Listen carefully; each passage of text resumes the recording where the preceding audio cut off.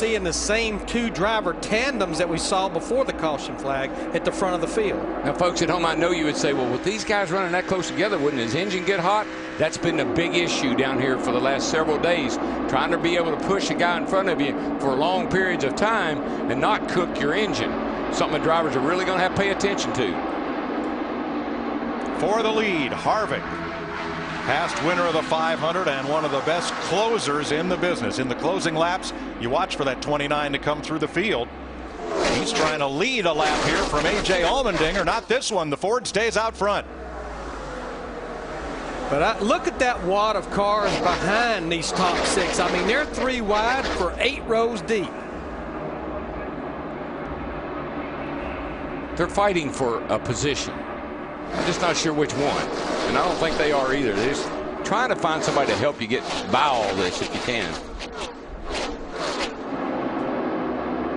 And you've got to have a partner, because one car pushing another can be several miles an hour faster than any single car all by itself. On the high side, Big Daddy Jeff Gordon beginning his drive for 5 for a 5th championship. Brian Vickers pushing a former teammate of Gordon's. He is back after a year's illness, cleared by doctors to drive after heart surgery, and nobody wants to win more than Vickers. Check that. Casey Kane in the 4 is the car pushing Jeff Gordon. His car painted identical to that of Brian Vickers. Different number, Kane in the 4. Now, Dale Jr. had to start this race from the back, but his 88's coming to the front. 8th place and coming. And we've seen these two guys. These two guys actually wrecked in practice. That was, oh, we got a smoker up in here. Somebody's got something blowing out. Who is it? J.J. Yaley, who raced his way into the 500 with a fine drive in Thursday's qualifying race. Drifting to the middle of the pack and trailing smoke. Caution is out for the 2nd time. Yeah, I'd say he's putting down some oil. Got to be careful here, boys, racing back to this caution. Junior almost got turned around by Martin Truex. See, no, I don't understand that. They didn't get the message. The caution was out. They kept racing. Back to the... When the caution comes out. Yeah, 10-4. I never heard NASCAR say it, man. Now watch the 88 coming to the caution flag, and Martin Truex tucked up underneath him. They don't know the caution's out. You just heard Junior getting on his spotter. They think, man, this is going to be easy right here. Boy, that'd like to have been big right there. And the irony of that, when he wrecked in Wednesday's practice, it was Martin Truex Jr. in the 56 that was behind him that turned him sideways because they couldn't see. This caution flag is a break for the 18 because he did not get up to speed on the restart. Kyle Busch. Watch these two guys. The same thing happened in practice. They ran up on some slow cars that were coming up to speed, I guess we should say. Jimmy Johnson right there. See those slow cars down to the right of the screen. They ran up on them, had to check up. Jimmy did, and that's how Junior ended up in a backup car. Same with Martin. Junior really disappointed, but I think he's going to be fine. After winning the Daytona 500 pole, that practice crash put Dale Jr. in this backup car for today's race. But you saw that cheerleader there standing beside him after that wreck.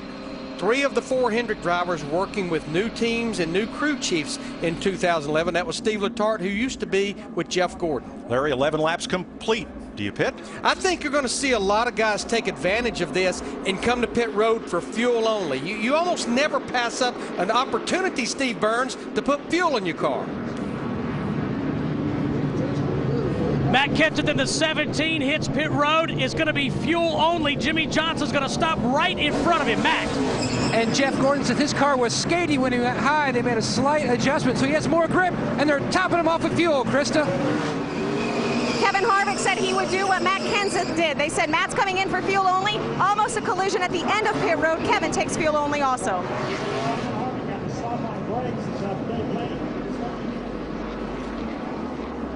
There's the race off pit road. Fuel only for all of the top 10. We're under caution for the 2nd time in the Daytona 500 on Fox.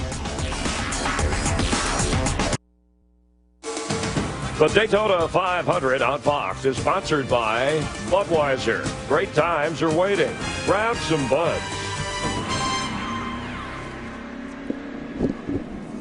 Second caution of the day in the Daytona 500 as you watch our aerial coverage brought to you by DirecTV. Don't just watch TV, direct TV. Dale Jr. and Martin Truex getting together as they came to the caution flag. After the caution came out, we heard this. Got a couple cars coming to run on the far outside up here. Here you go. Got two outside, two outside, two outside. Comes out. Gotta watch your caution light when the caution comes out. Yeah, 10-4. I never heard NASCAR say it, man. I can't see the lights that good. Yeah, 10-4. I would suggest to my spotter, get somewhere where you can, because that could have been disastrous. Normally the spotters are scanning NASCAR and they know exactly when they say put it out, meaning the caution's coming out. I didn't even know they relied on the lights so much as they just did, like you said, unless NASCAR never got the word out, but everybody else slowed down. We talked about Trevor Bayne making his first start for the Wood brothers, only his second Sprint Cup race. Just turned 20 yesterday. Dick Berggren, how's he doing? I think he's doing pretty well, Mike. He just made a pit stop for fuel, and before the start of the race, I went to him and had him hold his hands straight out. Asked if he was nervous. Not one finger twitched. This kid is solid as a rock for his first Daytona 500. Here's what he had to say the other night about drafting with Jeff Gordon in his qualifying race.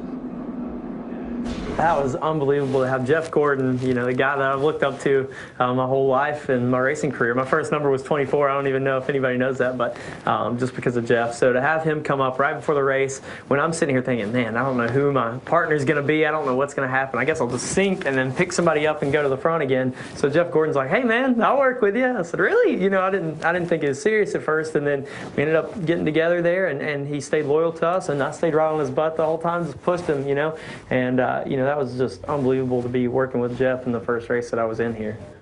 When I was listening, before I spoke to him on the parade lap, I was listening to he and his team communicate. He prayed. He said a prayer for he and his team before they rolled off. So a really quality young man. Scanning radio, Dale Earnhardt Jr. worries he may have a tire going soft. That's the chance you take coming down fueling only. Run over something or have a soft tire. Our top 15 cars on this restart, they stayed out. They pitted that first caution back on lap 6. So Brad Keselowski, the new driver of the Blue Deuce for Roger Penske, leads them to the green flag. Bobby Labonte in the 47. Stephen Wallace, a rookie, in the 77. Terry Labonte, the 32. Paul Menard in the 27. Then Tony Stewart, Jamie McMurray, and David Rudiman. Let's crank it up.